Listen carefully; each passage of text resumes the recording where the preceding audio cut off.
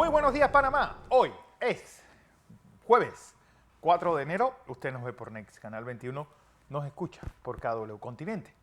Un día en el que empezamos con la reelección de María Eugenia López Arias como presidente de la Corte Suprema de Justicia. Ahí va a estar acompañada por Carlos Vázquez como vicepresidente.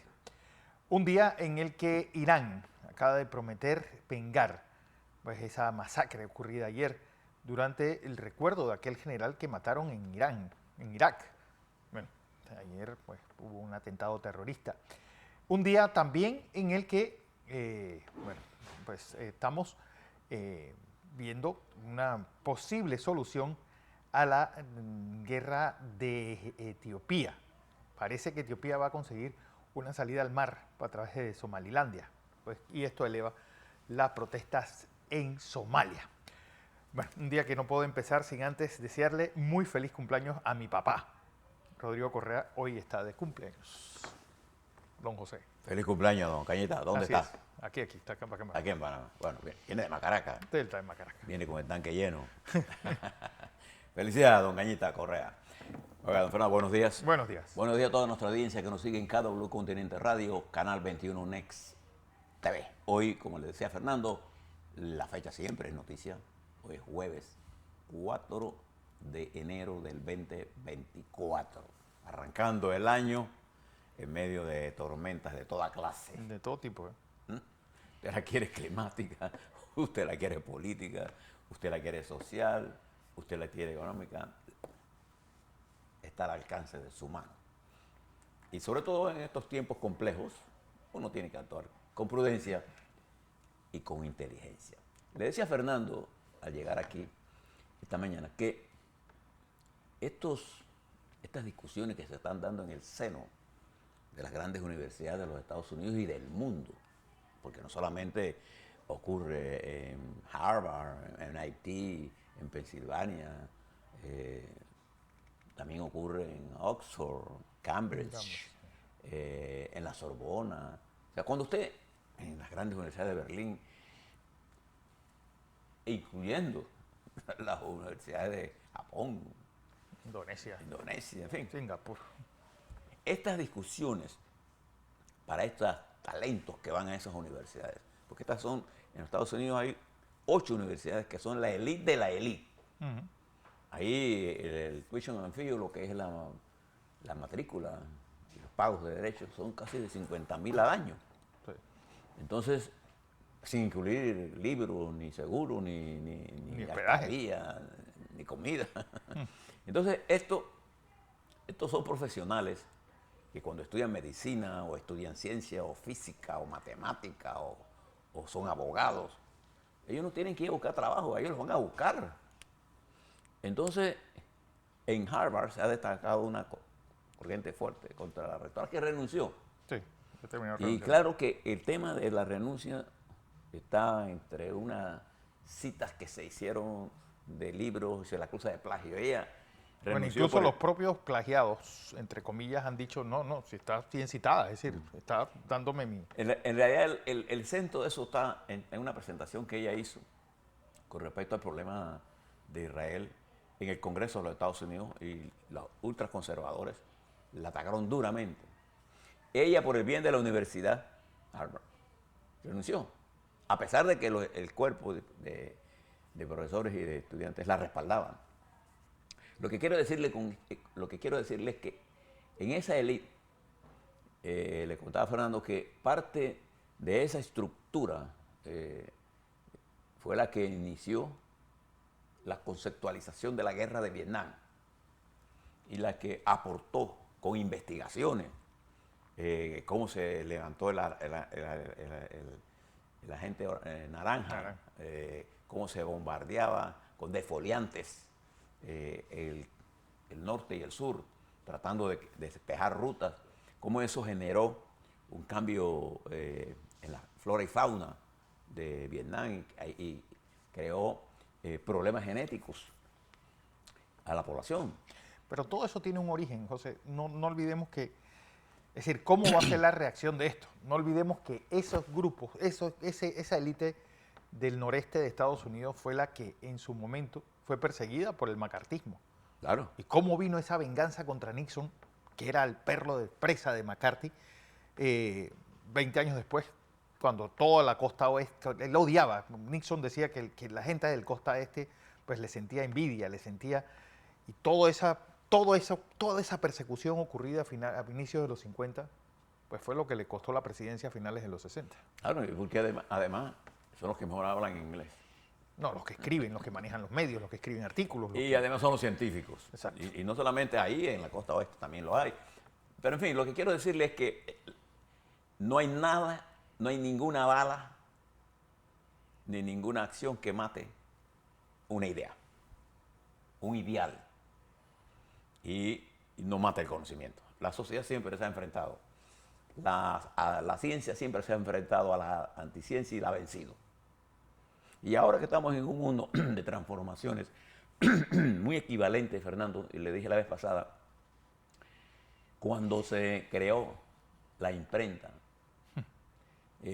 por allá por el año 1450, por allá por el siglo XV, antes el conocimiento iba de persona a persona, pero con la invención de la imprenta, 50 años más tarde, más de 11 millones de libros se habían publicados, impresos. Entonces el conocimiento se expandió a una velocidad gigantesca. Y eso produjo revoluciones a lo largo del mundo, reformas religiosas, y después fue uso la gran revolución industrial. Entonces nosotros hoy vivimos en un mundo de ese mismo nivel de explosión con la inteligencia artificial. La inteligencia artificial, que la crea el hombre, va a cambiar la forma de vivir todos nosotros.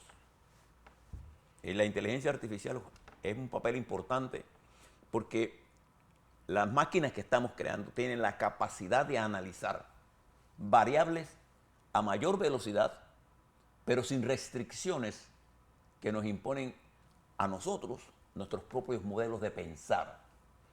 Cuando usted no tiene una mente abierta, usted tiene la tendencia a rechazar todas las cosas que contradicen su pensamiento.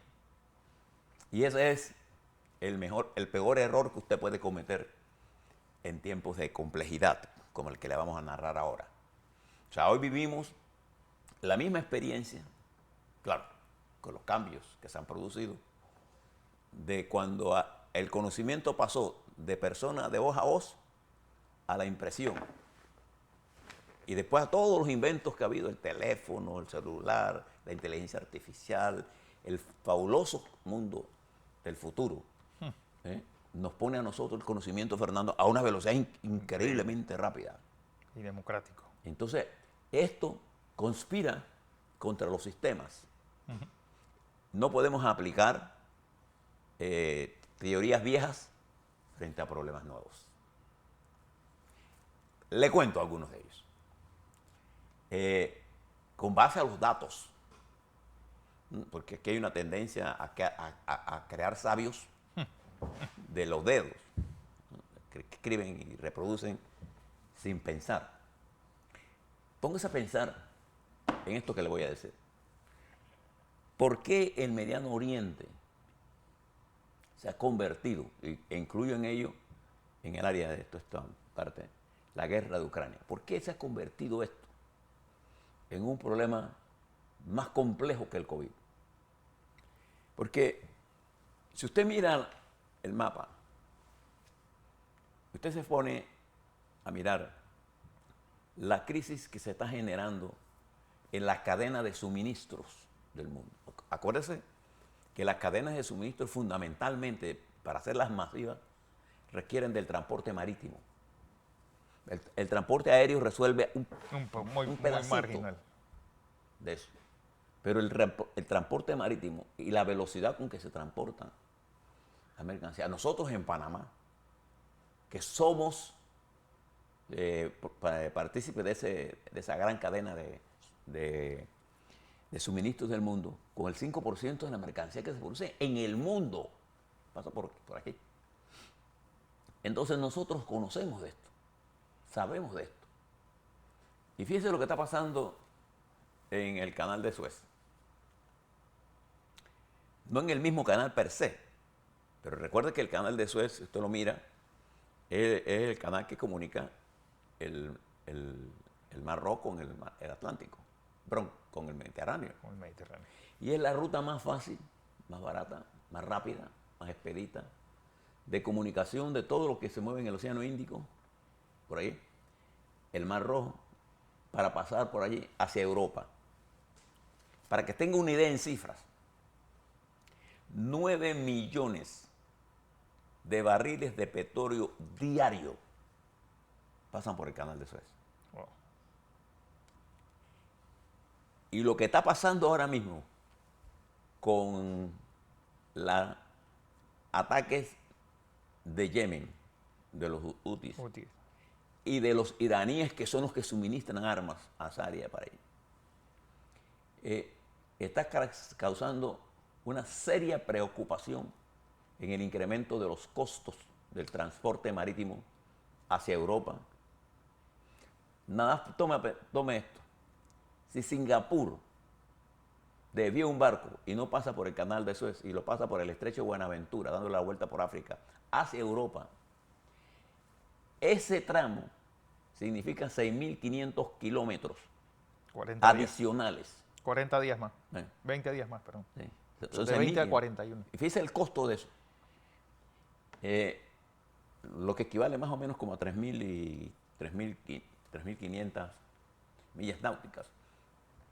Pero traducido en kilómetros, el incremento del costo, nosotros lo vivimos en Panamá, los importadores nuestros, cuando la crisis del COVID, la COVID, los puertos que se cerraron en China, los contenedores se quedaron en los Estados Unidos, Sí. no teníamos contenedores, no teníamos dónde cargar, porque los puertos chinos se cerraron. Ese es el equivalente de esto, de no contar con el canal de Suez. Y por eso la preocupación del mundo con respecto a Panamá, en el sistema logístico, que los panameños de diferentes tendencias, particularmente los que creemos en la democracia, hemos creado. Bien. ¿Y por qué esto es importante? Porque en este momento existen peligros reales de la regionalización de la guerra que no logró hacer Ucrania, Rusia, aunque Rusia ha intentado. Bueno, ayer hubo una conferencia de prensa, pues, alabando sus avances en este... Sí, pero la guerra este tiempo. se han concentrado en Ucrania, la ha retenido un rato ahí, pero la ha expandido o intentado en Serbia, por ejemplo. La influencia de Rusia en el régimen que acaba de robarse las elecciones en Serbia. Y por eso las grandes manifestaciones en Belgrado. en Belgrado. No tiene tanto el efecto de lo que está teniendo esta guerra. Observe esto. El secretario de Estado de los Estados Unidos, según fuentes extraoficiales pero noticiosas de diferentes áreas,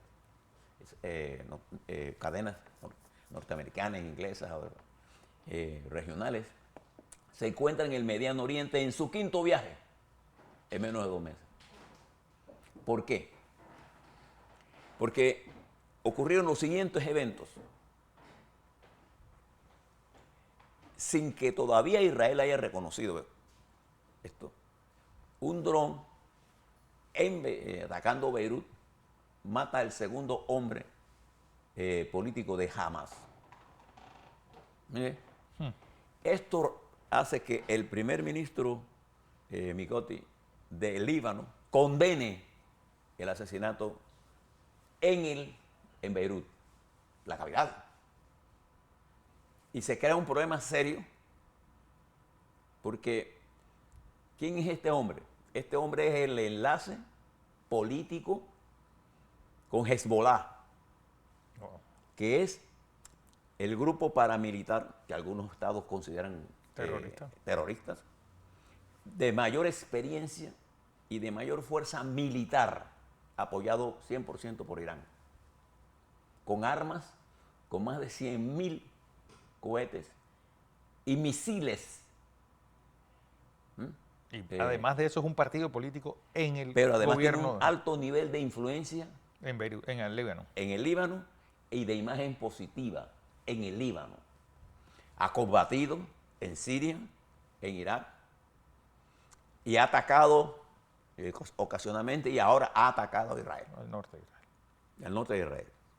Entonces, el asesinato de este hombre, que es el enlace político entre Hamas y Hezbollah, crea condiciones materiales para involucrar a Hezbollah en esta guerra.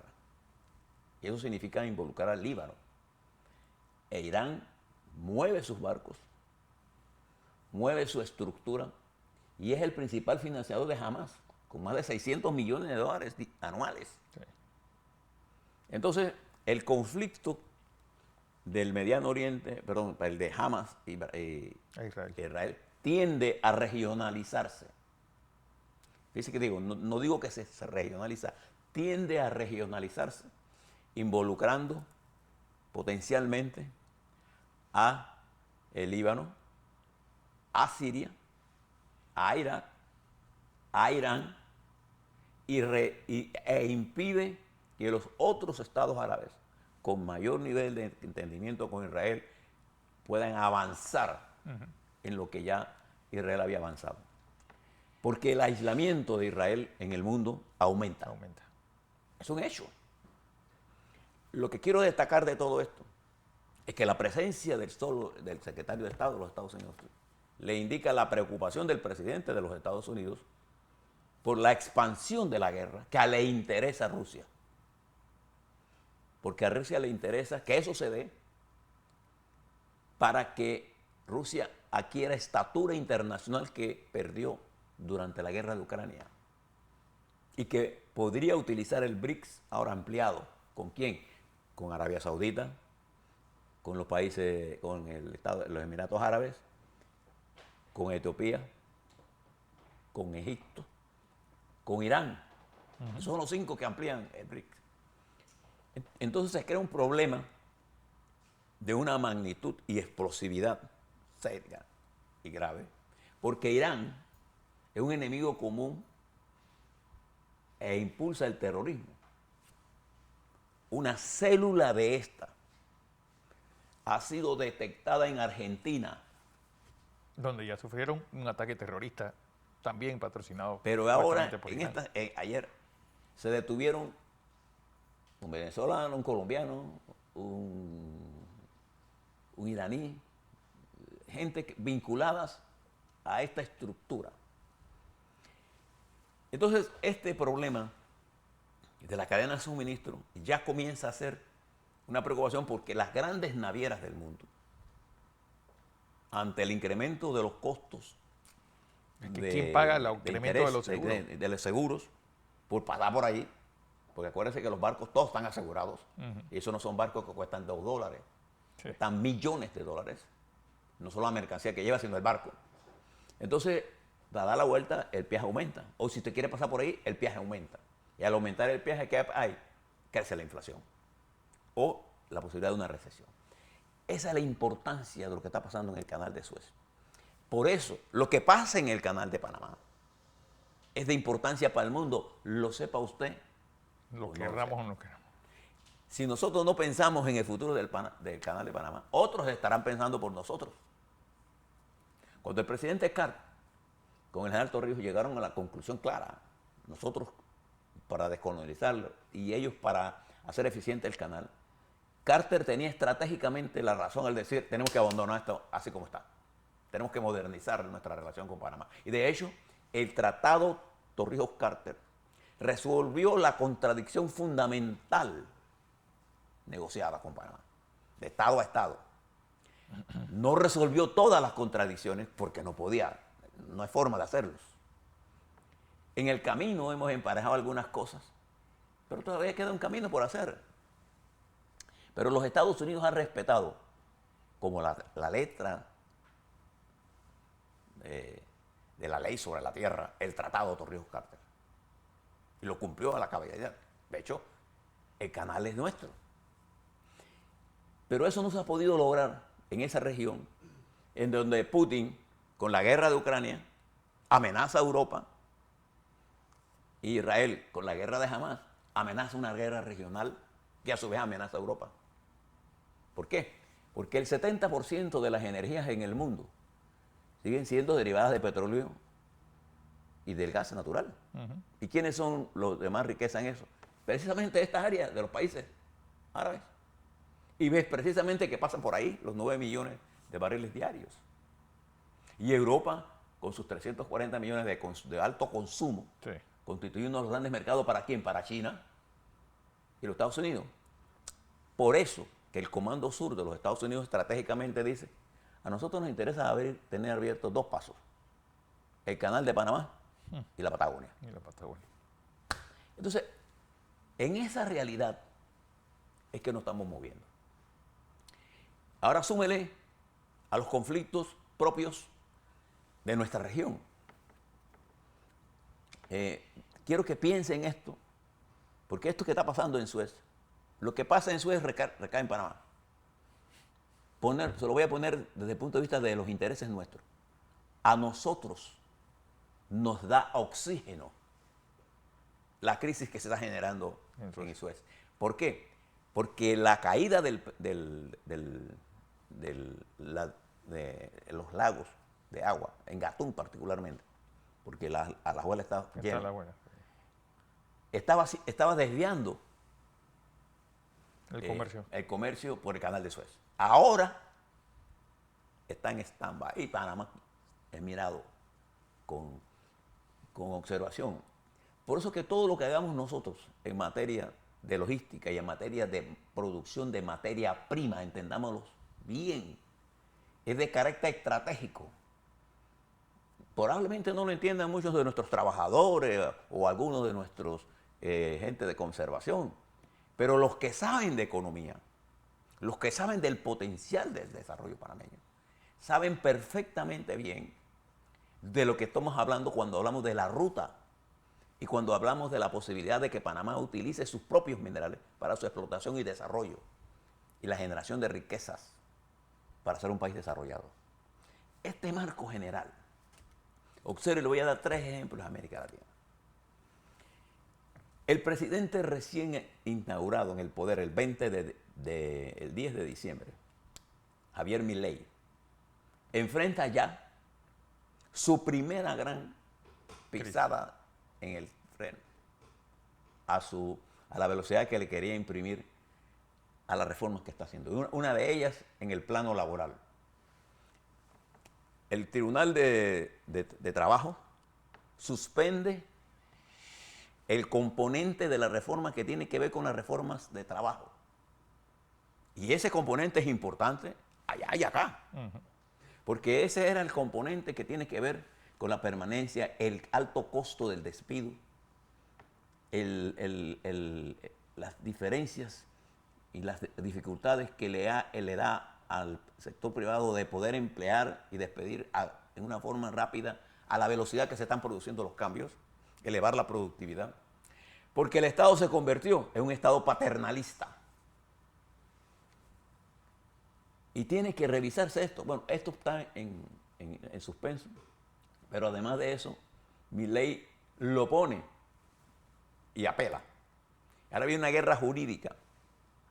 Lo que quiero contarles es que la situación de Argentina, de urgencia notoria, Sí. Fernando, la inflación es imparable, el costo de la vida, el desempleo, la pobreza. 6 de 4 niños menores de 18 años son pobres que no tienen que comer. El hambre. Entonces, las reformas van a entrar entre los que sí tienen trabajo, quieren defender el poco trabajo que hay a expensas de no generar más empleo y riqueza, sino de distribuir una riqueza que ya se acabó y que lo está volviendo pobre. Cada día más de lo que ya están. Esa es Argentina, que va a estallar. Si usted se va a Chile, el mismo hombre que promovió el desorden de los años 19, 20, 22 y que llegó al poder, no ha sido capaz de establecer ninguna de las reformas que propuso. Vaya, la reforma pensional, la seguridad del Estado, la unidad nacional, nada de eso ha sido posible. Al contrario, se ha producido una fragmentación y la palabra usual, una polarización, Polarización. y radicalización, tanto de los grupos de extrema derecha como de izquierda, y ha producido un Boris más pragmático, pero no le quedan 2 años. Y hay una especie de temor en el sector privado de no invertir. Si usted se mueve un poquito más arriba, se va a Ecuador. Ecuador está en manos De Lampa. de Lampa. La seguridad sigue siendo un problema terrible. No hay dólares. ¿Y la gente qué hace? Migra. ¿Hacia dónde migra? Intenta migrar hacia los Estados Unidos. ¿Por dónde viene? Por Perú, Colombia, usa Panamá, para en Costa Rica y se va a México. Y fíjese la presión que tienen los Estados Unidos con la migración, un problema multinacional, que la gran manifestación que salió de Chiapas, De Chiapas, 8.000, de Chiapas, una caravana de migrantes. bueno, se está disolviendo. Porque el presidente de México llegó a un acuerdo con el gobierno de Estados Unidos de buscar mecanismos para otorgar permisos de entrada en forma legal y los que no, a su casa. Esto que le estoy contando es lo que está pasando en este momento que estamos hablando.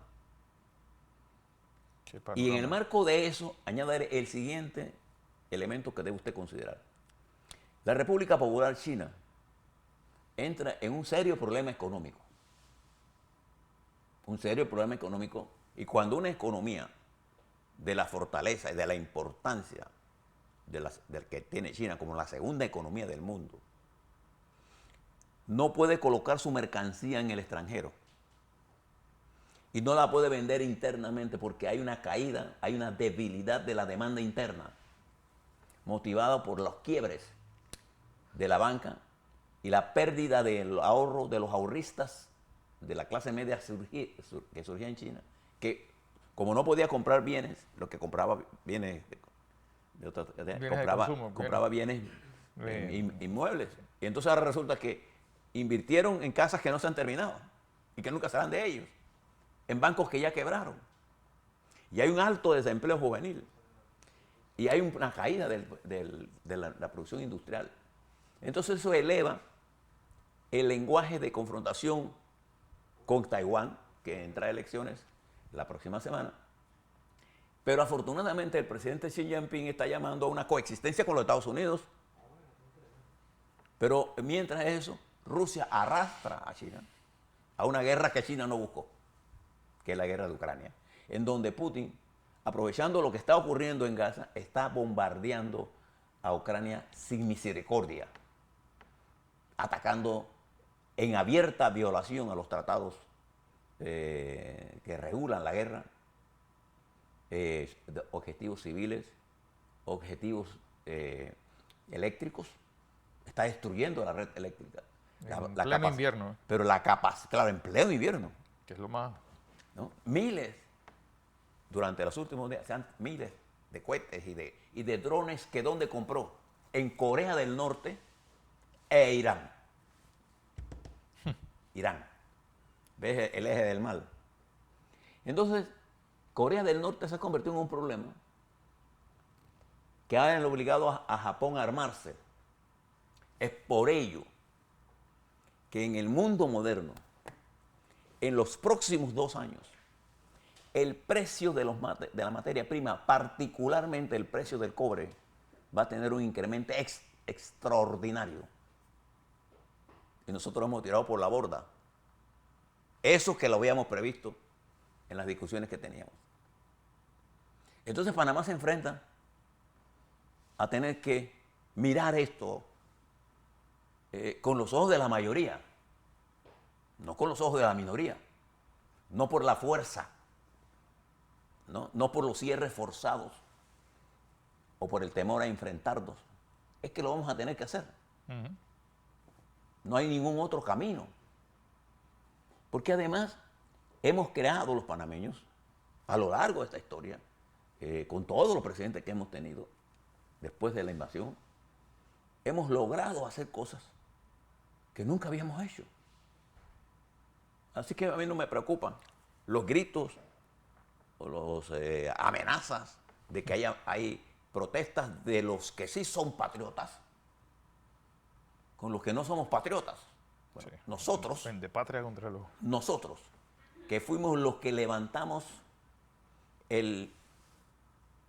las últimas estacas del colonialismo con la dirección del general Omar Torrijos, nosotros somos los verdaderos patriotas, los que tenemos un concepto claro de la participación que debe tener el sector empresarial en el desarrollo nacional, que tiene que tener el centro bancario panameño, nuestras zonas libres, nuestro sistema logístico, nuestra posibilidad de disponer de los minerales con la mayor tecnología para crear los menores daños posibles. Porque crear los daños posibles en el medio ambiente, Fernando, cuando yo los oigo hablar, me pongo a pensar si ellos han visto las cuencas de los ríos del área metropolitana. O si le han dado por recorrer las cuencas. La verdadera situación de la destrucción de lo que ellos llaman el corredor mesoamericano, con una ganadería extensiva, que lo único que ha hecho es destruir los bosques. Y no replantan absolutamente Y de forma nada. irreparable. O ver lo que está pasando en el Rey de los Santos. O lo que está pasando en Veraguas. Cuando usted va para allá, mire las cordilleras, usted ve árboles. No.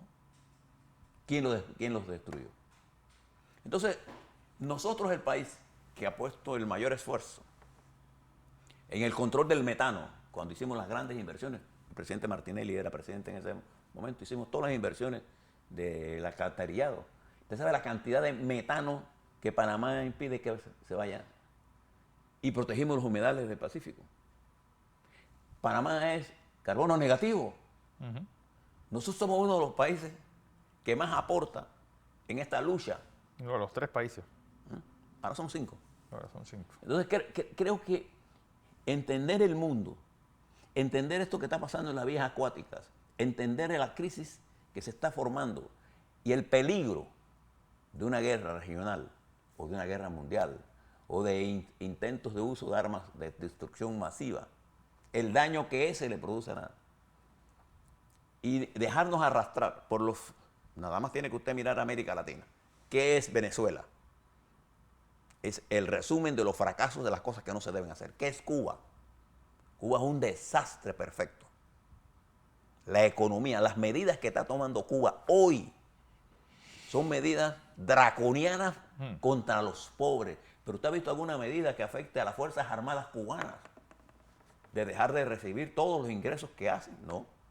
Sí. Lo que está haciendo Nicaragua, a donde está llevando Petro, Venezuela. En Colombia. Perdón, Colombia. Lo que está pasando en Perú, el desastre de la señora Dina Boluarte. Entonces, todo esto, ensayo y error del socialismo del siglo XXI, sin hablar de la verdadera democracia, de los cuales tenemos que protegernos, es de eso, Fernando, estimados televidentes y radioescuchas, de lo que se tratan las elecciones del 24. Así es.